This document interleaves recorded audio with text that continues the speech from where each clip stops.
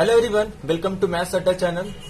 तो आज के लेक्चर्स में हम डिस्कस करेंगे 5 क्वेश्चन लीनियर अलजेब्रा के, जो कि नेट 2020 में पूछे गए थे। तो आज के लेक्चर में टोटल 5 क्वेश्चन है और सब के सब लीनियर अलजेब्रा से ही है। तो जो भी इस चैनल में नए हैं तो प्लीज चैनल को सब्सक्राइब कर ले, बेल आइकन को प्रेस कर ले, ताकि आपको सारे अपकमिंग वीडियोस के नोटिफिकेशन मिल सके। और अगर वीडियो पसंद आता है तो प्लीज लाइक करें, शेयर करें और कमेंट करें।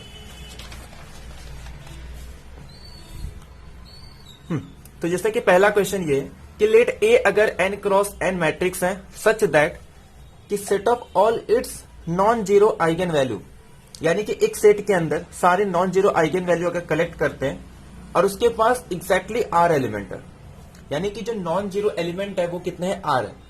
तो उसके बाद हमसे क्वेश्चन पूछा है कि क्या रैंक उस r से लेस देन होगी, या फिर अगर r की वैल्यू 0 है तो then rank of a is less than n-1 होगा, या फिर रैंक मैट्रिक्स की ग्रेटर देन r होगी, या फिर a स्क्वायर के पास r distinct non zero eigen value होगी। तो अगर इसे प्रूव करना है तो हम एक रिजल्ट के बेस पे प्रूव करेंगे, बाकी इसे हम काउंटर एग्जांपल देके इसको एलिमिनेट भी कर सकते हैं। अब बात आती है इसे प्रूव कैसे करेंगे। तो हमें एक रिजल्ट पता होता है कि लेट सपोज अगर एक मैट्रिक्स है, let A be a n cross n matrix,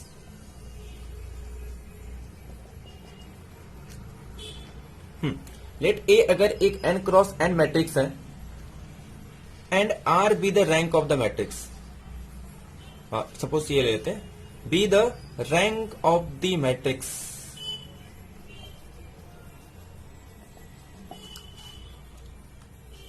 let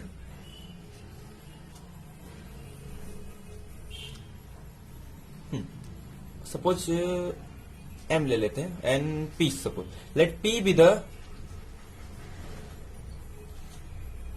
number of zero eigen value. अगर सपोज a एक n क्रॉस n मैट्रिक्स है और suppose rho B the rank of the matrix and p be the number of non zero eigen value, then जो number of non zero eigen value है वो at least n minus वार होगा, यानी कि इसकी value greater than n minus rank of a हो जाएगी। ये रिजल्ट आ गया कि number of zero eigen value at least n minus rank of r, यानी कि अगर कोई एक मैट्रिक्स है n ऑर्डर का तो उसके पास अगर उस मैट्रिक्स की रैंक r है तो देन एटलीस्ट कम से कम n minus r eigen values के 0 होंगे। अब ये वैल्यू ये आ गया हमारे पास।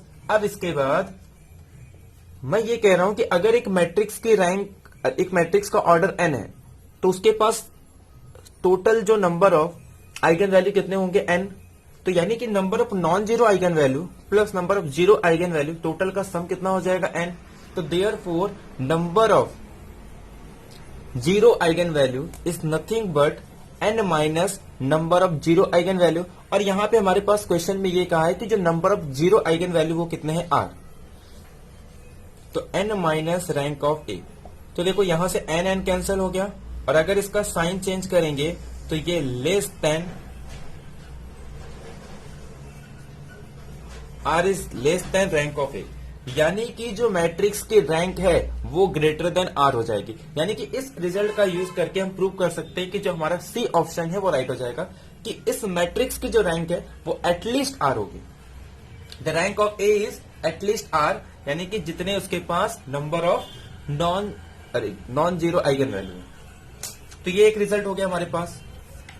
अब बाकी सब ऑप्शंस को, जैसे कि बी का क्वेश्चन है तो हमारा सी ऑप्शन करेक्ट हो गया। बाकी एलिमिनेट करने के लिए हम बाकी सारे ऑप्शंस को एलिमिनेट कर सकते हैं, यानी कि हमारा सी ऑप्शन करेक्ट हो गया। अब फर्स्ट ऑप्शन ये कह रहा है कि रैंक जो होगी मैट्रिक्स की वो r से लेस देन होगी। तो इसके लिए हम एक एग्जांपल ले लेते हैं, जैसे कि फॉर एग्जांपल कोई भी नीलपोटेंट मैट्रिक्स ले लो, जैसे कि 0 0 1 और यहां पे सपोज 0। ये कैसा मैट्रिक्स है, ये एक नीलपोटेंट मैट्रिक्स है। तो अगर सपोज मैं इसका λ1 λ2 लू तो दोनों कैसे हो जाएंगे, 0 हो जाएंगे। अब λ1 λ2 इसके दोनों ही आइगन वैल्यू 0 हैं, यानी कि जो r की वैल्यू हो जाएगी वो कितनी हो जाएगी, 2। तो देयरफॉर यहाँ पे जो नंबर ऑफ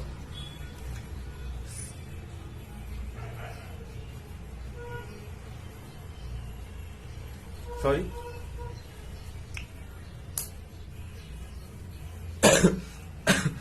तो therefore r is equal to 2, क्योंकि जो number of non zero eigen value है वो कितना हो गया 0, सॉरी। तो हमें क्या पूछा है कि A be the non character such that set of all it's non zero eigen value, तो आर की वैल्यू कितनी होगी 0, और ये कह रहा है कि जो रैंक होगी मैट्रिक्स की वो लेस देन आर होगी, यानी कि जो ए मैट्रिक्स की जो रैंक है वो लेस देन 0 होगी। बट ये तो पॉसिबल ही नहीं, क्योंकि इस मैट्रिक्स का रैंक कितना है 1, तो 1 तो 0 से लेस देन नहीं होता, मतलब ये ऑप्शन रॉन्ग। सेकेंड भी इसी से एलिमिनेट हो जाएगा। सेकेंड में ये कह रहा है कि आर अगर 0 है, यानी कि यहां पे तो क्लियरली आर 0 है क्योंकि इसके पास कोई भी नॉन जीरो आइगन वैल्यू नहीं है, then rank of A is less than n minus 1, that is 2 minus 1 यानी कि 1। तो इस मैट्रिक्स की रैंक कितनी है 1, तो 1 क्या होना चाहिए less than 1, but which is not possible क्योंकि 1 तो 1 to 1 के इक्वल है। तो देयरफॉर इस ऑप्शन से हमारा ए और बी ऑप्शन डिस्कार्ड हो गया। ठीक है, ऐसे ही हम A square has r distinct non zero eigen value, इसे भी एलिमिनेट कर सकते हैं। सपोज ए को हम ले लेंगे कुछ इस तरीके का मैट्रिक्स कि 1 माइनस 1 0 और 0, तो देखा जाए तो इसके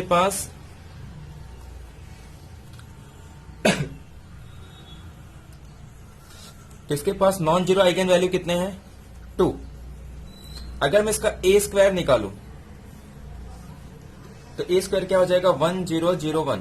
अब इसके पास जो नॉन जीरो आइगन वैल्यू सिर्फ एक ही आ रहा है, वो क्या हो रहा है 1, यानी कि 1 ही, क्योंकि सेट ऑफ ऑल, अब सेट के अंदर कोई नंबर तो रिपीट तो होता नहीं, तो देयरफॉर जो रैंक हो जाएगा ए स्क्वायर का वो कितना हो जाएगा 1।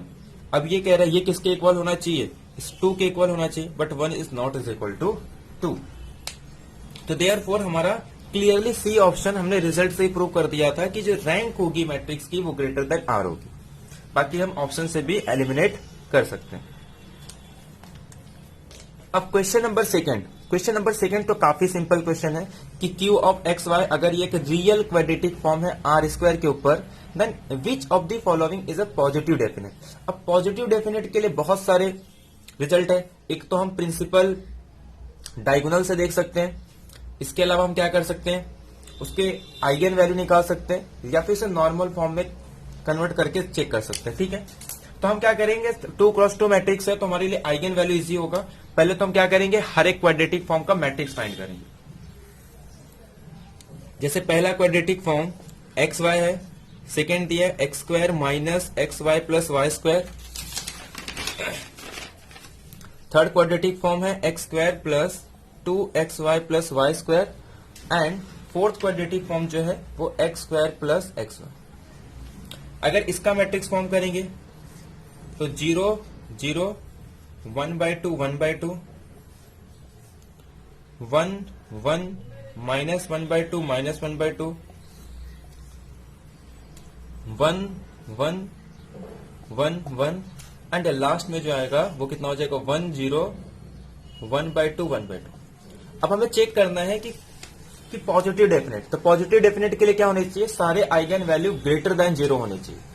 अब ध्यान से देखो, अगर मैं इसका आइगन देखो, ये तो क्लियरली नहीं हो सकता क्योंकि इसकी एक आइगन वैल्यू तो 2 हो जाएगी और एक आइगन वैल्यू 0, क्योंकि इसका रैंक कितना है 1, तो इसकी आइगन वैल्यू में कितनी आ रही 0 और 2, मतलब ये ऑप्शन रॉन्ग हो गया। अब एक तो 1 1, अगर मैं इसका सपोज आइगन वैल्यू निकालूं या फिर हम डिटर्मिनेंट फाइंड कर लेते हैं, क्योंकि देखो ये तो सब में ग्रेटर देन 0 है। अब जिसका डिटर्मिनेंट ग्रेटर देन 0 होगा, क्योंकि सारे इसके जो प्रिंसिपल डायगोनल है उनका डिटर्मिनेंट ग्रेटर देन 0 होना चाहिए। देखो तो ये तो 0, तो यानी कि ये आ जाएगा -1/4, ये भी रॉन्ग। ये देखो अगर इसे मैं कैलकुलेट करूं तो 1 माइनस हाफ का 1/4, तो क्लियरली ये 4/3 आ रहा है विच इज ग्रेटर देन 0, यानी कि सेकंड ऑप्शन राइट, ये ऑप्शन ऑलरेडी रॉन्ग है।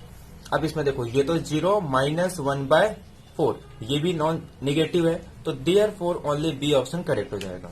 तो आइगन वैल्यू से भी कैलकुलेट कर सकते हैं, या फिर हम इनके जितने भी प्रिंसिपल माइनर है उनका डिटर्मिनेंट फाइंड कर सकते हैं। तो यहाँ पे देखो ये तो सबका ये तो ऐसे ही एलिमिनेट हो गया क्योंकि यहाँ पे 0 है। बचे ये 3 ऑप्शन, इसका रैंक कितना है 1, इसके लिए एलिमिनेट हो गया। फिर इन दोनों ऑप्शन में चेक करना था, तो इन दोनों में ये तो दोनों पॉजिटिव है बट डिटर्मिनेंट सिर्फ इसका पॉजिटिव आ रहा है, इसका निगेटिव आ रहा है। Therefore option number second correct हो गया।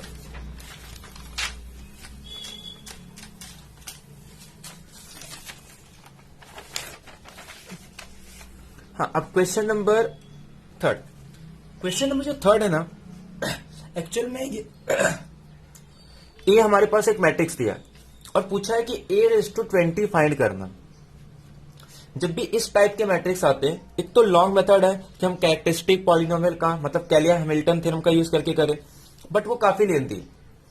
एक तो ये होता है कि हम इस मैट्रिक्स का ट्रेस फाइंड करें और डिटर्मिनेंट फाइंड कर लें और फिर उसके बाद चेक करें कि इस मैट्रिक्स का जो ट्रेस होगा वो इसका पावर होना चाहिए। जैसे कि फॉर एग्जांपल इस मैट्रिक्स का अगर मैं ट्रेस निकालूं तो 3 - 1 कितना आ रहा है 2।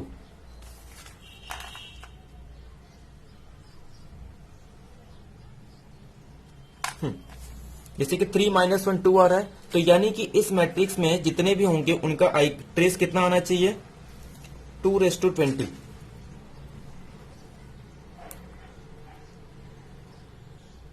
सॉरी, हम क्या करेंगे इसका आइगन वैल्यू निकाल लेंगे। सपोज λ1 λ2, तो इस मैट्रिक्स का जो ट्रेस है वो 2 है, तो हम क्या करेंगे λ1 इसके जो भी आइगन वैल्यू और आइगन वैल्यू λ1 और λ2, तो हम इसका डिटर्मिनेंट फाइंड कर सकते हैं और ट्रेस फाइंड कर सकते हैं और फिर चेक करेंगे कि a⁻20 का भी ट्रेस और डिटर्मिनेंट सेम आना चाहिए, जो भी हमारा रिजल्ट से आएगा। बट यहां पे हम वो चेक नहीं करेंगे। इसमें सबसे अच्छा ये है कि इसने कहा है कि ये जो मैट्रिक्स है अगर मैं सम करूं तो अगर इसका फर्स्ट रो का सम कितना हो रहा है 1, यहां पे सेकेंड रो का भी सम कितना हो रहा है 1, हमारे पास रिजल्ट होता है कि अगर किसी मैट्रिक्स में इच रो या इच कॉलम के सम अगर r है, then sum of each row and column of a⁻n is r⁻n होती है। बट यहां पे अगर मैं देखूं तो 3 - 1 2 - 1 इज इक्वल टू 1, तो यानी कि a⁻20 जो भी मैट्रिक्स निकल के आएगी उस मैट्रिक्स के इच रो का जो सम है वो 1⁻20 होना चाहिए, दैट इज 1 होना चाहिए। अब चेक कर लेते ऑप्शन, ये तो ऐसे ही एलिमिनेट हो गया। इसमें देखो ये एलिमिनेट हो गया क्योंकि -79, इसमें तो दोनों एलिमिनेट हो गए। अब इसमें 40 - 1 ये कितना हो गया 1, 40 - 39 ये कितना हो गया 1, तो देयरफॉर हमारा बी ऑप्शन करेक्ट हो गया। इसे हम कई मेथड से सॉल्व करते हैं। एक तो हम साइन मेथड का भी यूज कर सकते हैं कि जैसे ये a²20 क्या आ रहा है, ये इवन पावर है, तो हम एक इवन पावर और ऑड पावर के लिए चेक कर लेंगे। तो जो इवन पावर वाला होगा उसमें साइन देखेंगे कि हमारा साइन क्या आएगा। तो अगर हम इसका इवन पावर करेंगे ना तो वैसे भी ये सब एलिमिनेट हो जाता है, सिर्फ ये ऑप्शन बचता है कि जिसका ये दोनों सारे एंट्री क्या होते हैं माइनस, बाकी ये दोनों पॉजिटिव। तो ये कुछ मेथड्स है जिनका यूज करके हम ये कैलकुलेट कर सकते हैं। हमें पूरी मैट्रिक्स नहीं फाइंड करनी होती, हमें कुछ ट्रिक्स यूज करना होता है। एक्चुअल में जो इसका मतलब इसमें जो हिंट था यही था कि इस मैट्रिक्स का जो सम है 1, और इसके अलावा हमें कोई भी लॉन्ग मेथड यूज इसमें नहीं करना था। अब क्वेश्चन नंबर 4 इनर प्रोडक्ट से रिलेटेड है। इसमें इनर प्रोडक्ट का डेफिनेशन यूज करना है। अब इनर प्रोडक्ट का डेफिनेशन क्या है कि कोई भी मैट्रिक्स सिमेट्रिक होना चाहिए और दूसरा वो पॉजिटिव डेफिनेट होना चाहिए, क्योंकि अगर हम इनर प्रोडक्ट की सारी प्रॉपर्टी सेटिस्फाई करते हैं तो उसके लिए मैट्रिक्स का पॉजिटिव डेफिनेट होना कंपलसरी। तो अगर ए बी बिलोंग कर रहा है रियल नंबर को और हमारे पास एक पी एक्स वाई गिवन है, a² x1 y1 ab x1 y2 और b², यानी कि अगर हम इसका एक मैट्रिक्स फॉर्म करेंगे तो ये मैट्रिक्स हमारे पास कुछ इस तरीके से आएगा, a² ab और b²। तो अगर इसका हम डिटर्मिनेंट निकालें तो ये हो जाएगा a² b² माइनस ab का whole square, that is a² b² is equal to 0। अब इस मैट्रिक्स का डिटर्मिनेंट ही 0 हो गया, तो ये पॉसिबल ही नहीं है कि इसके सारे आइगन वैल्यू ग्रेटर देन 0 होंगे, क्योंकि पॉजिटिव डेफिनेट के लिए आइगन वैल्यू सारे ग्रेटर देन 0 होनी चाहिए, बट डिटर्मिनेंट 0, तो इस मैट्रिक्स का एटलीस्ट एक आइगन वैल्यू तो ऐसा होगा जो 0 होगा। तो देयरफॉर ये पॉजिटिव डेफिनेट पॉसिबल ही नहीं है। तो therefore for no value of A and B, P satisfy the character, P is a inner product. तो therefore A, B, C option wrong.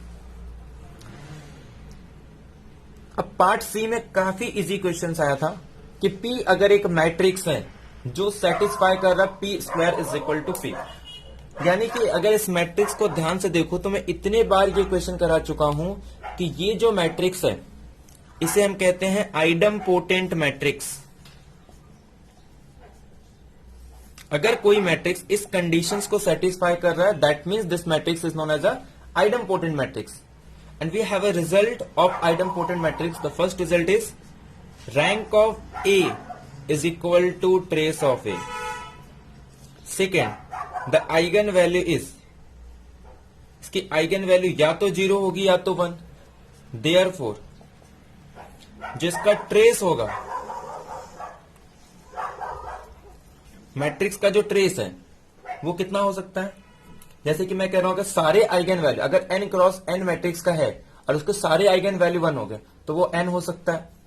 अगर n माइनस 1 है तो n माइनस 1, यानी कि ये तो ट्रेस पे डिपेंड करता है। अब मैं रैंक पे डिपेंड करता है, क्योंकि रैंक और ट्रेस ए अगर सेम है तो रैंक तो कभी इंटीजर्स नहीं हो सकता, मतलब इंटीजर्स हो सकते हैं, सॉरी, रैंक कभी निगेटिव नहीं हो सकता, रैंक कभी भी इरेशनल नहीं हो सकते, रैंक कभी इरेशनल नहीं हो सकता। तो देयरफॉर हमारा जो पहला ऑप्शन है उसमें ये कह रहा है कि रैंक इरेशनल पॉसिबल है। बट अगर मैं कह रहा हूं कि जब मैट्रिक्स का ट्रेस रैंक के इक्वल है तो उसकी पॉसिबिलिटी क्या है? 0, 1, 2 से लेके n तक, where n is the matrix का ऑर्डर है।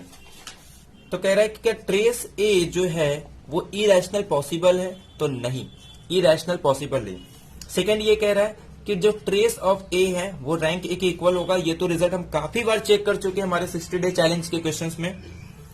कह रहा है सारे आइगन वैल्यू इमेजिनरी होंगे, कि जितने भी आइगन वैल्यू है इसके वो सारे इमेजिनरी होंगे। अब मैं कह रहा हूं कि जब इसके आइगन वैल्यू 0, 1 to n है तो इमेजिनरी का तो पॉसिबिलिटी नहीं, यानी कि थर्ड ऑप्शन भी रॉन्ग।